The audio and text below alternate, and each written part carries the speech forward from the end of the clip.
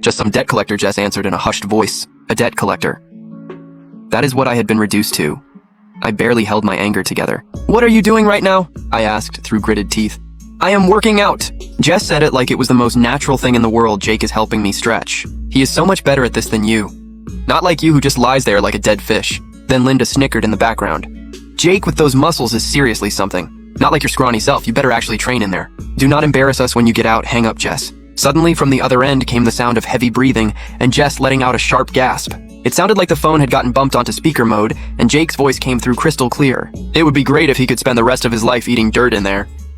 Linda laughed even louder. Next time we should just ship him straight to Southeast Asia.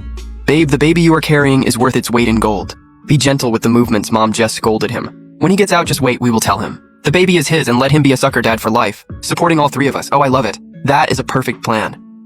My fingernails dug into my palm, and blood dripped through my fingers. They were in the home I had put the down payment on, carrying another man's child, sleeping in my bed, and plotting to throw away the most important thing I had. And on top of it all, make me raise their kid. A wave of blinding rage tore through my chest, and I slammed my fist into the metal wall until my hand was nothing but blood and torn skin. I need to get out of here, I told the instructor. The instructor looked at my bloodshot eyes and was quiet for a long moment. Then he pointed toward a jagged black cliff in the distance and said, "The all-time record for free climbing Despair Fang here at camp is 5 hours. If you can reach the top in under 3 hours, I will keep my word and let you go."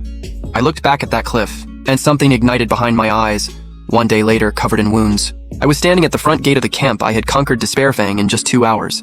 The head instructor walked me to the gate himself and handed me a black metal business card. "Marcus, you are the most insane person I have ever seen. If you ever decide you want a different kind of life, give this number a call." I took the card and walked away without looking back. When I got home and unlocked the door, the scene inside the living room was even worse than I had imagined. Worse than anything I had heard over the phone. Jake was shirtless, wearing nothing but boxers, sprawled out on my couch like he owned the place. Jess had on a white button-down shirt that barely covered anything and was lying on top of Jake, giggling and dropping cherries into his mouth.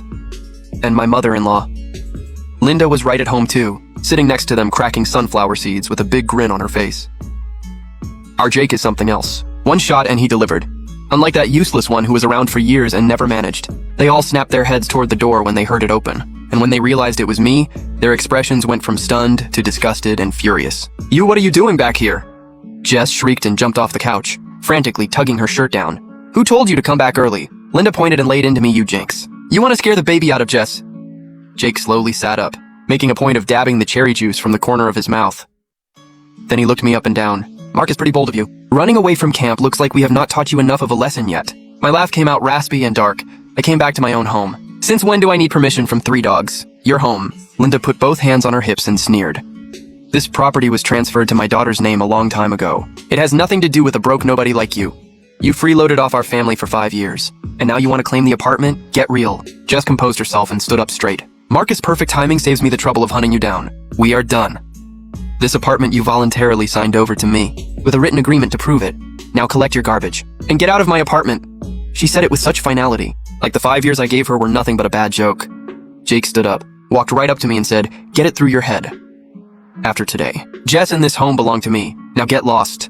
He leaned in close and spoke low enough that only I could hear. "Oh, and I almost forgot. That $100,000 emergency stash you had hidden in the secret drawer of your nightstand, I already took care of that for you too. You are welcome. That money was for emergencies." It was the last bit of savings I had scraped together. I stared at his smug, grinning face and said slowly, one word at a time, "You spent my money, lived in my place, slept with my woman, and now you actually want me to raise your kid? You really think you deserve that?" Jake's face twisted into something ugly. "You want to die." He balled up his fist and threw it hard straight at my face. Jess and Linda did not try to stop him. They actually looked excited. Linda even screamed. Jake beat him senseless. "Destroy that loser." I did not move. But right as his vein popped, fist was about to connect with my nose. I moved, I caught his